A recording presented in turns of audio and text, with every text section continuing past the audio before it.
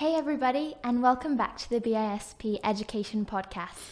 It's the last week of the school year, but we're still maintaining our podcast in a spirited light. And today we've got Mr. Greene, the head of languages at BISP, over.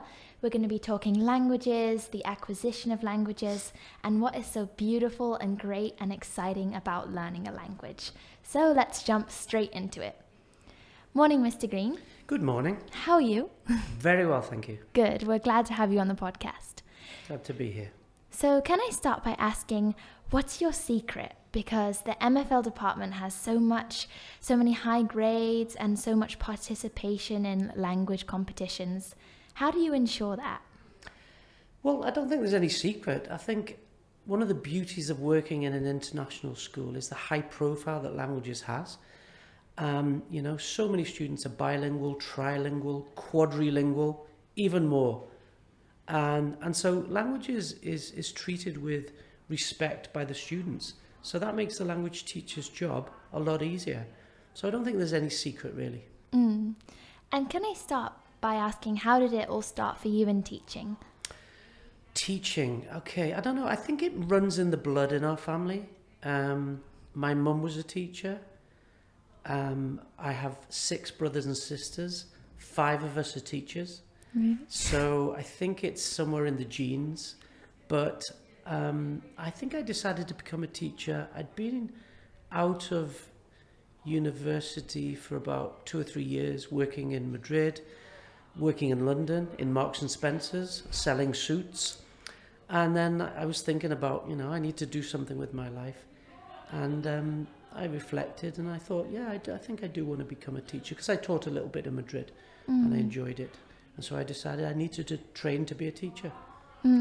Was there a specific moment or thing that really led you to this career path?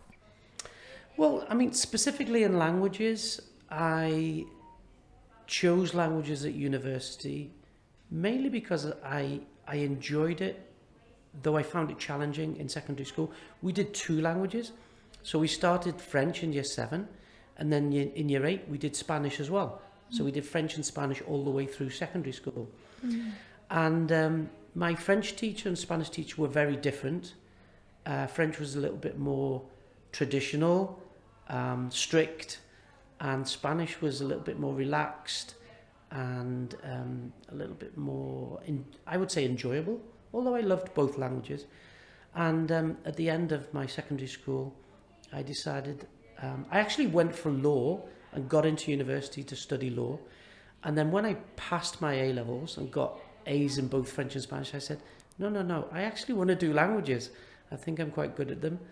And I remember passing my Spanish teacher in the corridor after the results were out. And he said, "Greene, how did you do that?" And I thought, well, I did it. So I changed from law to languages. Would you say it's really the excitement that compelled you towards languages and gave you the motivation to study? I think so. And just going abroad, leaving the UK for the first time, I think I was 10 years old, and I went on a school trip to Greece. And it was just being in a different place, seeing different things, hearing different language, just the excitement of being somewhere else and thinking, well, I could live here if I could communicate. So, the usefulness of knowing another language to communicate with other people from a different part of the world, that's an excitement. And moving on to later years, what brought you to BISP specifically? Well, okay, good question. After I qualified as a teacher, I decided that I didn't want to go into full-time teaching in the UK, but I wanted to work in a developing country. So I applied for voluntary service overseas, VSO, which is still going today, and I recommend anyone to look into it after you've done your degree. And I got a job as an English teacher in a very isolated village in a very isolated island in the east of Indonesia. The school had no electricity, no running water. And I was there for 6 years as an English teacher. And then I worked in the head office in Jakarta helping to run the volunteer program. And then I went back to Liverpool, and I was a teacher in Liverpool for 8 years, teaching French and Spanish, mainly in primary school. And then after 8 years in the UK, I think we decided that we wanted to move back to Asia. So I just applied for a few schools, international schools in Asia, and I was successful at BIS. And I haven't looked back since. That was 13 years ago. Wow, 13 years. Special number. Yes. Yeah. And what have you enjoyed most about BISP or Phuket life? I think, gosh, it's gone so quickly, 13 years ago. I think what I mentioned before about it's a pleasure to come in and teach languages in this environment because of the positivity towards languages. Okay, not always, not 100%, but general positivity. So I've enjoyed that. I enjoy life in Asia. I enjoy the more relaxed way of living, the outlook on life in Asia. And that's certainly true in Phuket, which is a lovely island, a beautiful island, a holiday island. And those are the main things that have kept me here. But also, I must admit that I have 2 children who've graduated this school, and I have 1 child here, and they love it here. And sometimes you've got to listen to your children, and you don't pull them out of somewhere where they're enjoying their education. Definitely. It's always a factor to consider, isn't it? Have you been able to use your Spanish here on the island, or do you speak more Thai now? That's a good question. Quite an embarrassing question, because my Thai is nowhere near as good as it should be. But that brings me to talk about the motivation factor in learning languages, because motivation is a very big factor. And on an island where a lot of people speak English, the people in restaurants, people in shops, they speak English anyway. It's maybe a little bit more difficult to get good at Thai. I've tried it. I'm not as good as I should be.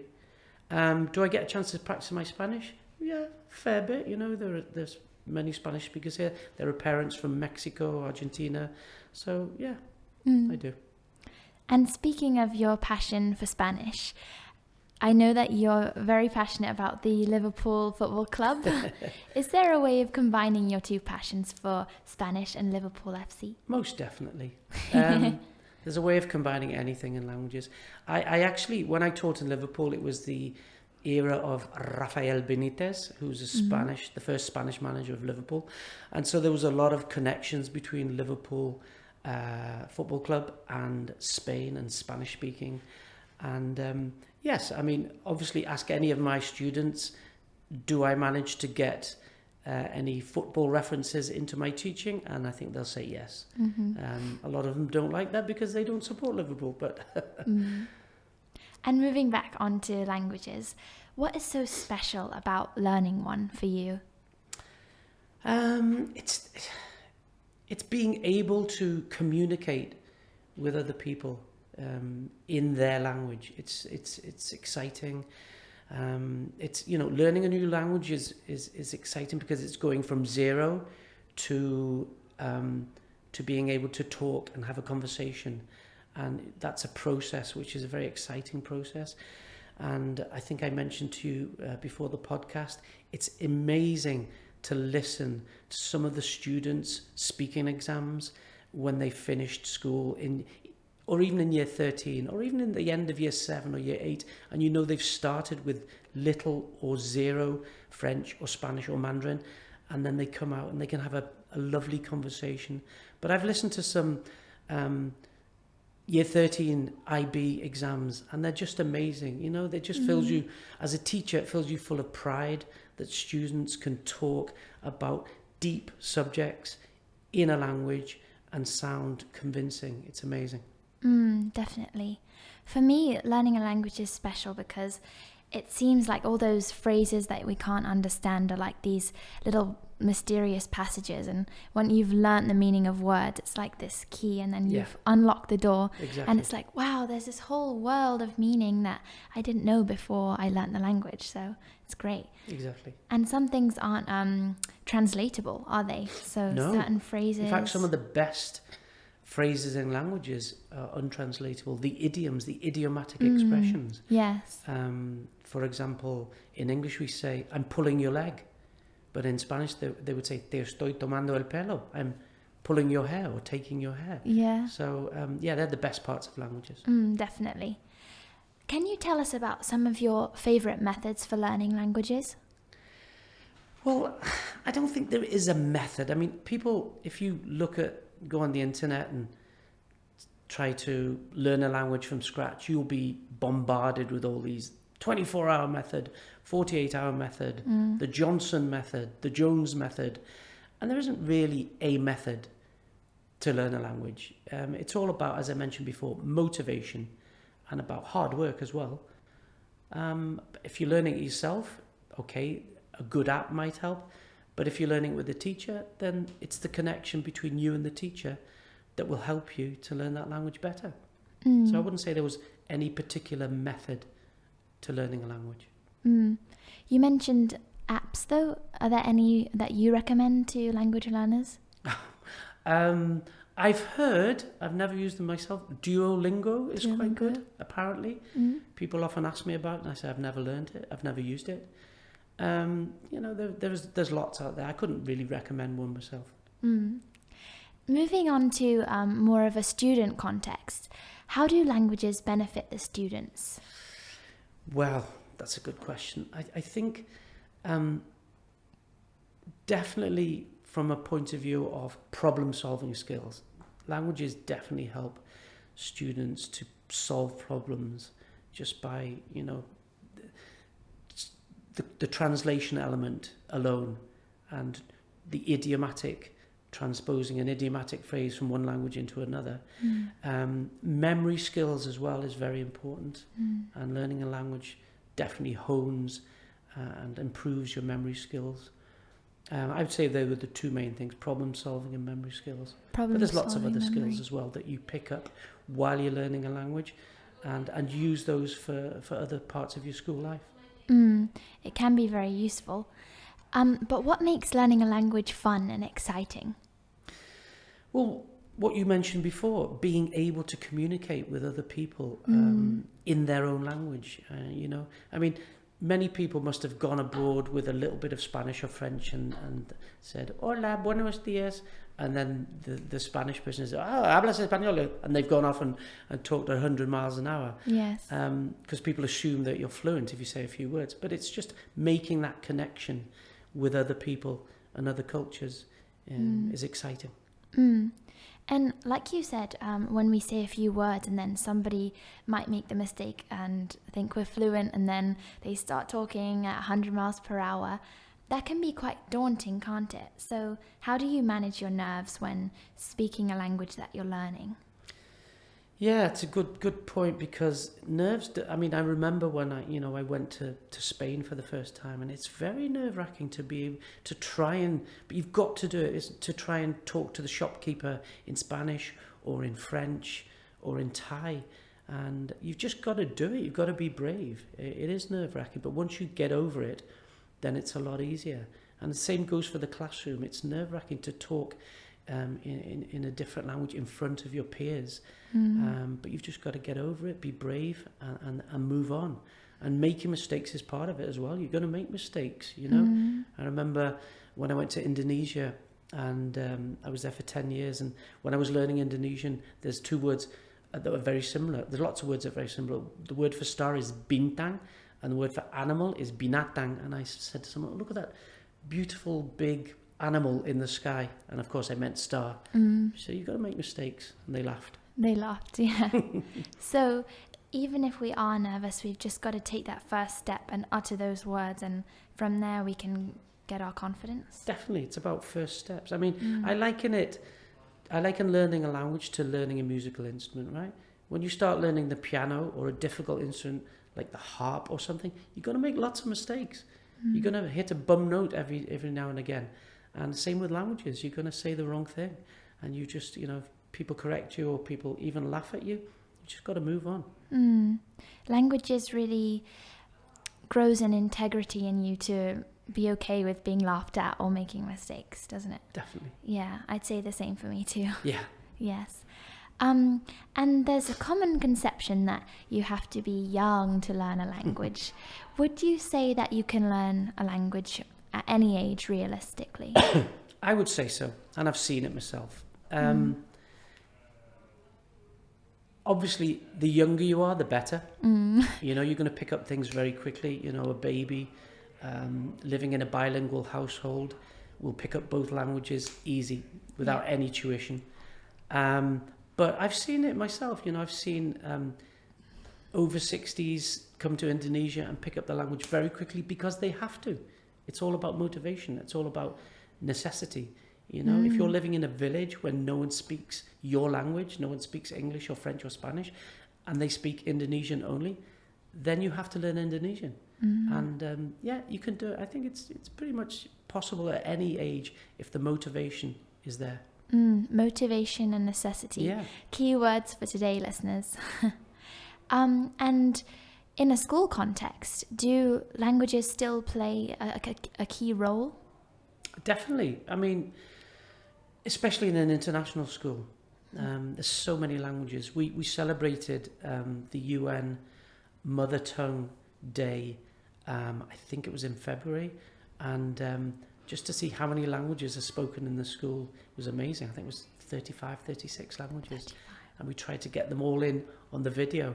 But it's just appreciating and respecting other people's languages, other people's cultures is so important in the world and in international school as well.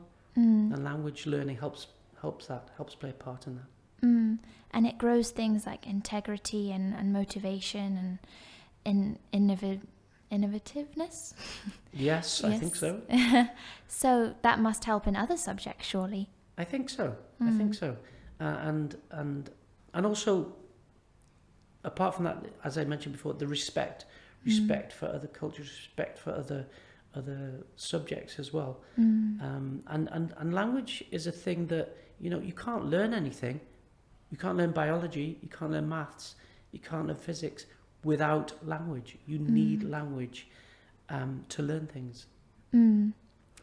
And today, in an era where technology is rapidly advancing, do you think AI could replace the need to learn languages? AI, Google Translate? Yeah, that's a good question. It's not just Google Translate now. I mean, there are machines that you can have and wear an earpiece that translates what someone is saying directly into your language. I don't think it'll ever replace that because, you know, there's not that human element there, and there needs to be the human element. Well, a robot can't understand culture, can it? Or sensitivity using certain words. Exactly, and nuances and, you know, sarcasm. I don't think a robot could understand that. No. So I don't think it will replace it, but, you know, it's getting better and better. And so if advances are being made, and there's always room for those types of machines and apps in the world. And I want to ask, when we embark on our language learning journey, what is an attitude that we really must adopt? I think let's look at the IB learner profile. Open-mindedness. It's the best one. But you've also got to be a risk taker. You know, you've got to be open-minded that what you're learning is going to be difficult, but it's going to be different. You know, language it's sometimes it's like maths, but sometimes it's not like maths. Sometimes 2 and 2 is not 4 in languages. Okay, but you've got to be a risk taker, as we said before. You've got to be able to make mistakes. You've got to be able to be laughed at and move on. So open-mindedness and being a risk taker, definitely the most important, I would say. Definitely. For anything in life, not just language learning. I would agree with you there, Chloe. What would be your wish for any language student at BISP, all the schools in the world? What would be your wish for them? I think you've got to enjoy what you're doing. Okay, so my wish for students in any subject really would be enjoy what you're doing. Know the relevance of what you're studying. And in a selfish way, I would say I would love to see more students studying languages at university. Not many students go on to study languages at university, but But I would say I would like to see more from BISP doing that. But if they don't, it's not a big problem. I mean, languages are for life. You know, you can learn a language, and I don't think you'll ever forget it completely. No. And you can always take it up again. You know, you might not speak Spanish or French or Mandarin for 10 years while you're doing your university and start your job. And then you might move to a Spanish-speaking, French-speaking, Mandarin-speaking country, and then you can pick it up. And all that learning, hopefully, will come flooding back and will be useful again. It's just like a muscle, isn't it? When you exercise it, it improves, and, you know, it's never fully lost, is it? Definitely. And that's what your brain is. Yes. Although, is it a muscle? Yeah. A You've got muscle, to practice. a computer. Yeah. Many analogies. Speak for yourself. And can I ask you, what's your favorite Spanish phrase that you can tell us today? I would go back to the idioms. I love idiomatic language. So I don't really have a particular Spanish phrase that I have a favorite of, but I love idioms, and I love teaching these to my students. For example, estoy hasta las narices means I'm fed up with something, but it's interesting because in English we say I'm up to here with this. Okay, we usually say that, and we usually like up to your eyes or something, or up to your eyes in it. But in Spain they're up to the nose, because I imagine that's part of if you're drowning, if you're up to here, you're still alive, but it goes up to there, that's it, you're in trouble. So estoy hasta las narices con algo is a nice phrase. Estoy hecho polvo basically means you're shattered, you're tired, but in Spanish it means you're turned into dust. Really? You're so tired that you've crumbled into dust. Wow. And we mentioned before, estoy tomando el pelo, te estoy tomando el pelo. It means I'm joking with you, but it means you're pulling their hair, not pulling their leg. So they're interesting because they're idioms and they mean different things to what the literal translation is. Yes. And often when we try to use our own idioms and we translate them, it really does not work. It doesn't work. No, I tried that in my IB French exam. Ah, right. Doesn't work, everybody. No, learn the idioms of that culture. Exactly. And our last question for today is, if you could use an analogy to describe language learning, what would it be? I think I mentioned it before. It's for me, language learning is like learning an instrument. Okay, so and I could sort of start quoting Noam Chomsky here, who's still alive at 94, I think, a very well-known linguist who lives in the US, and he coined a phrase, or he talked about linguistics, and he mentioned the LAD, the linguistic acquisition device. And this is something he says that everyone's got. It's innate, okay? But some have a better one than others. And I think language learning is, in that way, is like music. Some of us are better musicians than others. I can't play the piano. I've tried to play the violin, the recorder, the piano, the guitar, and I get as far as Frère Jacques or something like that. But I never get further. So I don't think my innate music ability is very good. But I think it's a similar thing with languages. Some of us have got innate linguistic ability, and some of us have got maybe not so good innate linguistic ability. Doesn't mean you can't learn a language, you just have to work harder. It doesn't come as naturally to you. So I would equate language learning definitely with musical ability. Thank you so much for your time, Mr. Greene, today. We've had a nice chat, and languages is something very dear to me, as it is to you. So thank you for all your comments and feelings. Okay. Merci beaucoup, Lucoé. Merci, Monsieur Greene. À demain. À demain. Merci. Thanks, listeners, for tuning in. Today that we learnt a lot about language learning. It is a journey, and it can be compared to many things in life, like working a muscle, or, as Mr. Greene said, like learning an instrument. And for some of us, learning a language is pretty innate, but for some of us, we have to work harder. And if that's what it takes to make connections with people and experience that joy of learning and being able to speak a language, then that's what we'll have to do. We hope to see you in the languages department, getting your language learning on. See you next time, everybody. Bye for now.